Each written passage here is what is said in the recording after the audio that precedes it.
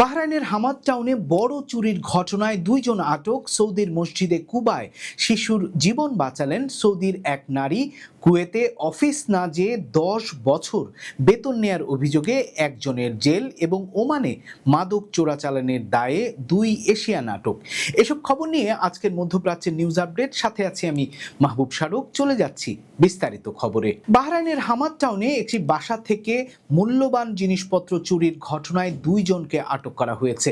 Police বলেছে বাসাটিতে পুরনো দিনের দুর্লভ ও মূল্যবান জিনিসপত্র ছিল, যার মূল্য কমপক্ষে 2 লক্ষ বাহরাইনি দিনার, যা 6,50,00,000 টাকার কম নয়।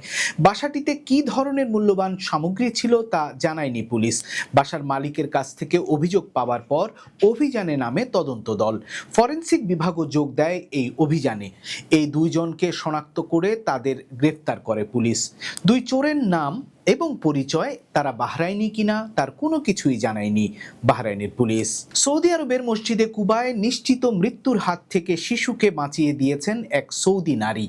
মসজিদের ভেতর 6 বছর বয়সী শিশুটির হৃদযন্ত্র এবং শ্বাস প্রশ্বাস বন্ধ হয়ে গেলে সৌদি নারীটি সঙ্গে সঙ্গে এগিয়ে আসেন। কার্ডিও পালমোনারি বিষয়ে প্রাথমিক চিকিৎসা প্রশিক্ষণ থাকায় তিনি শিশুটির প্রাথমিক চিকিৎসা দিতে শুরু করেন।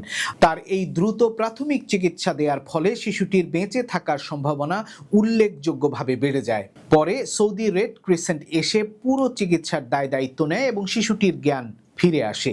সৌদি রেড ক্রিসেন্ট জানিয়েছে, হৃদযন্ত্র বন্ধ হয়ে যাওয়ার পর প্রথম 2-3 মিনিটের মধ্যেই যে চিকিৎসা দেয়া হয় সেটি খুব গুরুত্বপূর্ণ, আর সেটিই করেছেন সেই সৌদি নারী।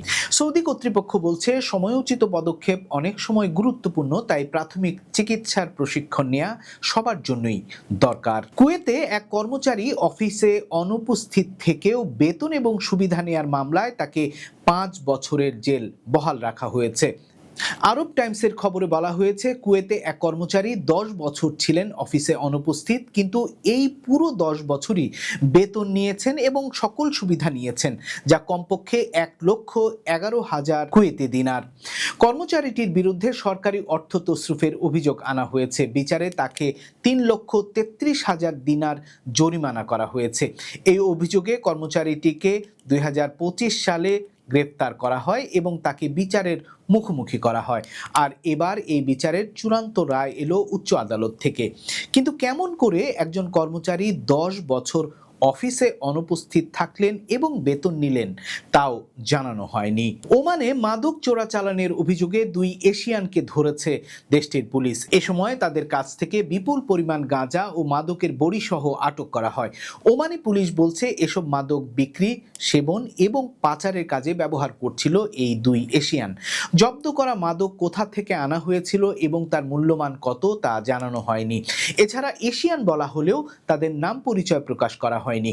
মধ্যপ্রাচ্যের দেশগুলোর পুলিশ নিয়মিতভাবে মাদকের বড় বড় চালান ধরছে। দেশটির পুলিশ জানাচ্ছে, মাদকের বিরুদ্ধে তাদের জোরদার অভিযান চালু থাকবে। ফলে মাদকের বিষয়ে প্রবাসীদের সাবধান থাকা উচিত বলেই মনে করেন প্রবাসী বাংলাদেশিরা।